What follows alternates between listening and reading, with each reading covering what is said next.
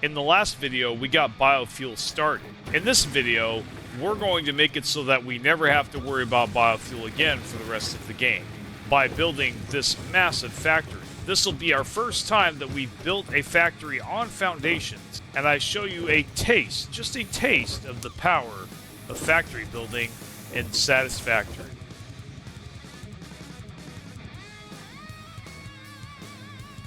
Looks like our current biofuel setup is out of fuel. So we're going to go ahead and store our leaves in this storage container here. And instead of wasting our fuel on this setup, we're just going to make a new setup and put the fuel in there.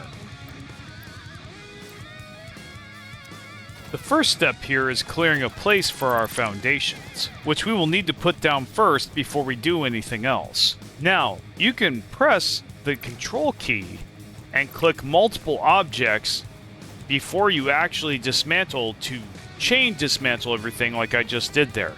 Be very careful with this though, obviously, and be very careful where you point your cursor, especially when you're holding the control button while you do this. And you may not want to do that at all. You may want to be very selective with it like I just was. Because one of the things that could happen is that you could snip a power line in the distance or some other kind of structure and not notice it, and next thing you know, your entire factory isn't working and you have no idea why, and it takes you hours to find out what you deleted. So again, be very, very careful with this feature. Honest rule of thumb, almost never want to use this feature with your reticle pointed out in the distance. I wouldn't do it. At last, we are ready to place our first foundation. Ideally, you want 4 meters to start with. Make sure you press and hold Control to snap to the grid. What this does is, it makes it so that this is aligned with the rest of the map. If you don't do this, anything you build that's separate from what you place down will never line up, and you will never be able to connect it to your base properly without it looking like crap. Ever play Ark? Ark is a perfect example of this. If you try to connect 2 separate bases to each other, it's almost impossible to do. Unless they changed it for some reason. Or they have this feature and I didn't know it. I have no idea. I have not played Ark in years. I was just using it as an example. But yes, this does have that annoying mechanic, and that's how you get around it. You make sure the first foundation you ever place in this game is snapped to grid so you do not have that problem and that big headache. By the way, you may have been noticing that I've been placing these foundations really fast. I'm about to show you how. This is the zoop function. You press the R key, or whatever the hotkey is in your game, to cycle through this. You can go from vertical, default, which is 1 foundation at a time, and very slow I might add, or the zoop function, which I don't know why they call it zoop, but they do, which is basically click and drag a line of foundations out from you. You'll get the hang of this as you keep doing this, to the point to where it's almost effortless for you to make lots of foundations like I just did. We're going to start off by placing a container for leaves and a container for wood, and make sure they stay separate. And wouldn't it be nice if we had signs for these things? I can just imagine throwing leaves in the wrong container, or putting wood in the right container when it's supposed to be on the left, and so on and so on. Fear not, dear viewer, I have a solution for you. Watch this. We will split a stack of 1 of each resource. 1 wood, and 1 leaf, and put it in front of each container. So we'll place our wood on the left here, and then our leaf on the right in front of the storage box so there's no confusion. And don't worry, these will never disappear as long as you don't pick them up, clearly marking where you're supposed to throw your leaves or your wood, or telling other people where they should put their leaves and their wood, till you can get quartz and get signs. Why Coffee Stain waited till quartz to let you have signs? I have no idea. But that's the way the game is, right? Don't ask questions, just consume product. And now we're going to set up splitters after the storage boxes for leaves, and then 1 for just wood, biomass, and we'll have them on their own separate lines. The leaf biomass will just be support biomass. The main biomass that's going to fuel our biofuel constructors will come from the wood constructors that make biomass from the wood. If that sounds confusing, don't worry. It confuses me sometimes too. All you need to know is that you want to keep the leaf biomass separate from the wood biomass. You'll see why in a moment, because we're going to use splitters to make it so that each constructor constructs 100 biomass per operation. But that will be later. If we even need to go there, we might be able to get coal power before even having to do that. My point is that trying to optimize and ratio biofuel, unless you're doing a specific challenge, is a gross waste of time. Just don't even try. Just follow the steps that I go through here, and you'll be fine. So once we get these constructors making some biofuel and pumping into these biofuel generators, then we'll go ahead and use that power to create the biofuel generators we need afterwards to complete our biogenerator setup.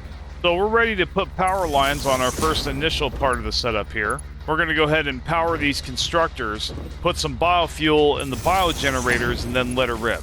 Now we're going to lay down our first biofuel generators. Now, we're only going to lay 3 to start with, because that's all we really have to work with right now. We just don't have enough biofuel made. Now, the thing you need to know about biogenerators is that they perfectly fill that 1 square foundation space. That's very important. So pressing Control and using the snap function with these things is also very nice. But there's also something else you can do. You can also shift middle click when you have your reticle on any building or machine, and it will copy that machine and its settings for you to then to control snap to, which is absolutely amazing and why you see me building so damn fast. See, I didn't even need to press the Q key to get into the menu for that one.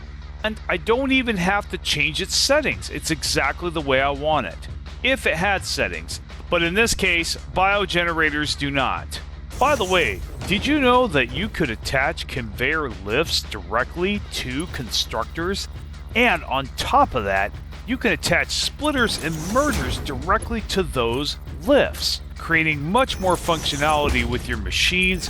And the best part is you won't have to climb over belts anymore. You can walk underneath them very comfortably in and out of your factory. And it makes things look so much nicer, even though it is a little bit more work. Also, with the splitters being directly connected to the constructors themselves, you're saving a lot of room and a lot of space, and you can connect multiple resources to that same constructor very easily.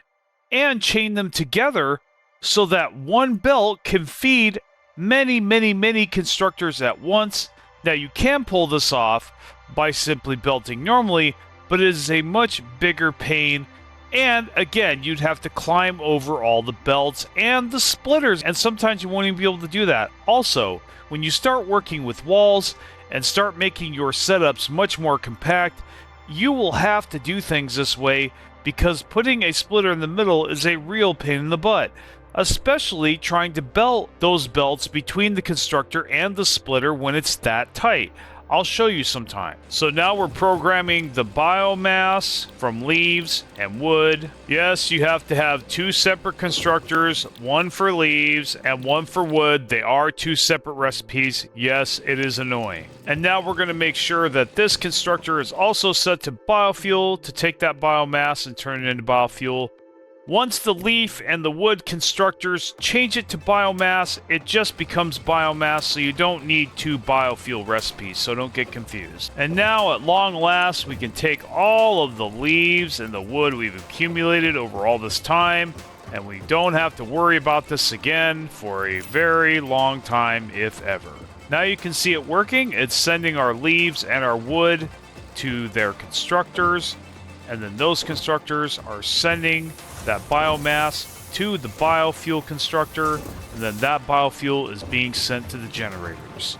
And now we're going to finish our biogenerator plant once and for all, and this will be the last time we ever do this for the rest of the game, most likely. Generally, one wood constructor, going 20 wood per minute if split off, can supply up to 15 biogenerators and that's with normal belts. So you won't need to upgrade to Mark III or even Mark II to get the power that you need until you can do coal power in the next phase, which is coming very soon. So it looks like I did forget to put a storage box to put the biofuel in before it goes to the generators. That's also very important. You do definitely want to buffer your biofuel. You can get away without doing it, but I wouldn't recommend it. You also want some of that biofuel for yourself and your chainsaw in case you need to go get leaves. But later on, you're going to need your chainsaw for other things too, like getting mycelium, for example, which you will need throughout the rest of the game. And as you can see, we are chaining the burner generators together again like we did before with belts, lifts, and splitters. Again, I can't reiterate this enough. It looks crazy, it looks goofy, it looks like you don't need to do it. I guarantee you, you start doing things this way, you won't go back. You think it's inefficient, trust me, it's not. I cannot go back after doing things this way. Not having to sit there and inch out the splitter perfectly distanced between two different constructors. It's just so nice. And not having to worry about balancing and all that other stuff. It automatically balances itself out for the most part. As long as you have enough items on that belt, you will have enough items for all those machines eventually. Also, look how nice and neat this is. How I can make right angles and whatnot and face them the way I want to. Very, very helpful, very nice. Sometimes tricky, yes, sometimes. But I tell you, you waste a lot less time doing this. Oh, and real quick here, here's a quick secret. If you take the bio burners and space them one foundation apart like this and place them exactly perfectly like this, and if you connect a constructor to the splitter like this with the conveyor lift, the conveyor lift will fit perfectly and it will feed both, and it will automatically connect. Coffee Stain used to not have it do this, but now they have, and it's really great. Now, if they could just get it to where you could connect things from a splitter to a constructor, but we can't do that yet. But hey, I can dream, can't I? Maybe someday Coffee Stain will recognize that that's really cool and we'll go ahead and develop that. By the way, I feel that Coffee Stain has done a fine job here improving the mechanics of their game up till the 1.0 release, and I think they did a damn fine job overall, and other companies could learn from their example. So Coffee Stain, if you're out there watching this somehow right now, I want to say thank you, and you're doing a fine job. Keep doing it and don't ever change. And by the way, you have some of the most entertaining update videos I have ever seen for a video game. Never change that as well. You guys give me hope in this dystopia that is modern gaming. As you can see, I've sped up the footage a little bit. We pretty much said what we wanted to say here. It's just the rest is me showing you and demonstrating you how you can set this up. It's very quick, so I thought I'd speed it up a little bit. There's not really much left to say. I've pretty much explained to you guys how I do things here and how to do this. You're going to want to make just about every factory similar to this using the methods that I just showed you. I find that most factories are about 5 to 6 foundations width apart, depending, of course, on their size and what they are. Obviously, coal generators are going to take up much more real estate than your average constructor setup will, and vice versa. So there you go, guys. This is our biofuel factory and our biogenerator power plant. So now that we've got this finished, we can further optimize our factory, and we can get into coal power and get into phase 2 and just fully focus on that now that we have the power to do so. So take care, and I'll see you next time.